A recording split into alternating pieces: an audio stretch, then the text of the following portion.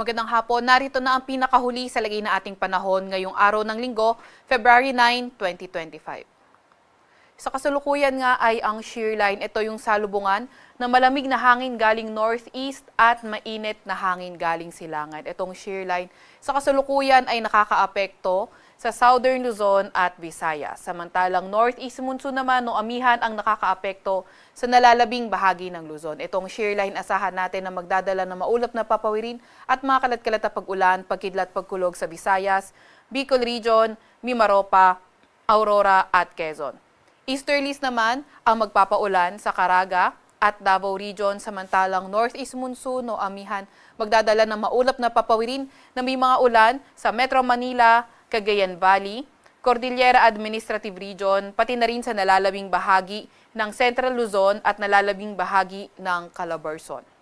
Mas magandang panahon ang inaasahan natin sa nalalabing bahagi ng ating bansa, kung saan sa nalalabing bahagi ng Luzon may mga tsansa lang na may hinang pag-ulan at sa nalalabing bahagi ng Mindanao may mga tsansa naman ng mga localized thunderstorms. Wala rin naman tayong namomonitor na low pressure area or bagyo sa loob or malapit sa ating Philippine Area of Responsibility.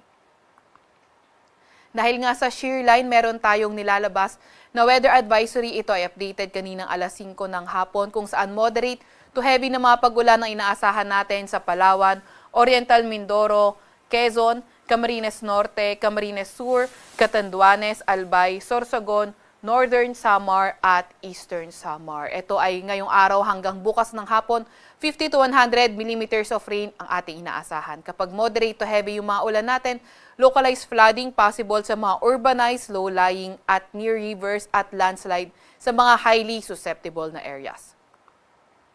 Bukas naman ng hapon hanggang Tuesday ng hapon, moderate to heavy na mga pag-ulan rin yung ating inaasahan sa Aurora, Quezon, Camarines Norte, Camarines Sur, Catanduanes, Albay, Sorsogon, Northern Samar, pati na rin sa may Eastern Samar. Tuesday afternoon to Wednesday afternoon, meron pa nga rin tayo inaasahan na katamtaman hanggang sa mga malalakas na pag-ulan sa Cagayan, Isabela, Aurora, Quezon, Camarines Norte at Camarines Sur. Yung ating mga kasamahan sa Regional Services Division patuloy na maglalabas ng mga rainfall advisory, thunderstorm advisory o hindi kaya heavy rainfall warning kung kinakailangan. Para naman sa lagay ng ating panahon bukas, asahan pa nga rin natin itong shear line na magdadala ng maulap na papawirin at mga kalat-kalat na pag-ulan, pagkidlat, pagkulog sa Bicol Region, Mimaropa, pati na rin sa Aurora at Quezon. Samantalang amihan naman na magpapaulan sa Metro Manila, Cordillera Administrative Region, pati na rin sa Cagayan Valley at sa nalalabing bahagi ng Central Luzon at Calabarzon. At mas magandang panahon sa nalalabing bahagi ng Luzon kung saan may mga tsansa lamang tayo ng mga may hinang pag-ulan. Agwat ng temperatura bukas sa Metro Manila ay 23 to 30 degrees Celsius. Sa Tagaytay at Tuguegarao naman ay 20 to 28 degrees Celsius. Sa Baguio ay 14 to 23 degrees Celsius, 23 to 31 degrees Celsius sa may Lawag at 24 to 30 degrees Celsius sa may Legazpi. Agwat naman ng temperatura bukas sa Puerto Princesa ay 24 to 30 degrees Celsius at 25 to 30 degrees Celsius sa may Kalayaan Islands. Para naman sa lagay ng panahon bukas sa may Visayas at Mindanao, asahan natin for tomorrow, maulang panahon pa rin ang inaasahan natin sa Visayas, pati na rin sa may silangang parte ng Mindanao area.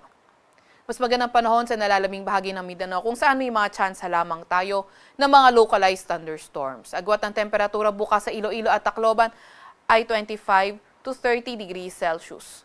26 to 30 degrees Celsius naman sa may Cebu. 24 to 33 degrees Celsius sa may Zamboanga at 24 to 31 degrees Celsius sa may Cagayan de Oro.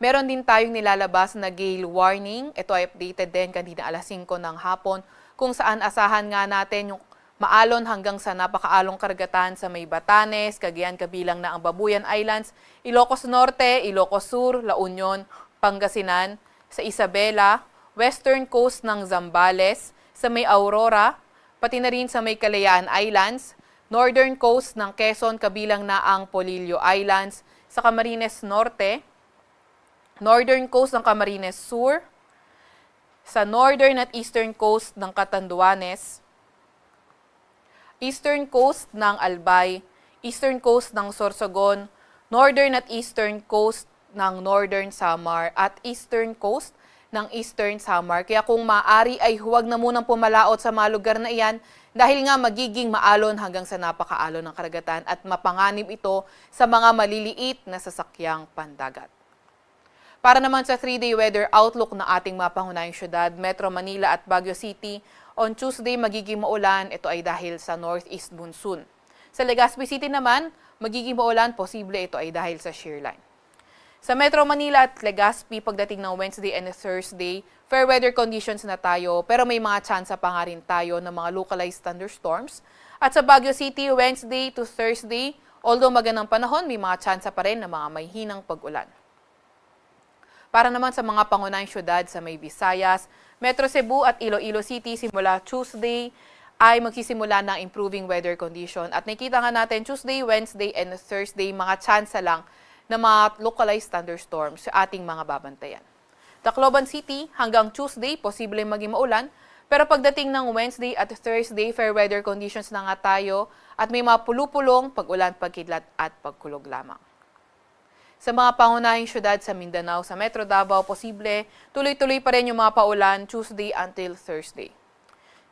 Sa Cagayan de Oro at Zamboanga naman, patuloy ang fair weather conditions, at may mga tsansa pa rin ng mga localized thunderstorms. Kagaya nga na nabanggit natin, yung ating mga Regional Services Division patuloy na maglalabas ng mga thunderstorm advisory, rainfall advisory o hindi kaya heavy rainfall warning kung kinakailangan. Sa Kalakhang, Maynila, ang araw ay lulubog ng 5:59 ng hapon at sisikat bukas ng 6:22 ng umaga. Huwag magpapahuli sa update ng Pag-asa. I-follow at i-like ang aming X at Facebook account, DOST_Pag-asa. Mag-subscribe din sa aming YouTube channel, DOST-Pag-asa Weather Report. At para sa mas detalyadong impormasyon, bisitahin ang aming website, pag-asa.dost.gov.ph. At yan nga muna ang pinakahuli sa lagay na ating panahon. Mula sa Weather Forecasting Center ng Pag-asa, Veronica C. Torres, nag-ulat.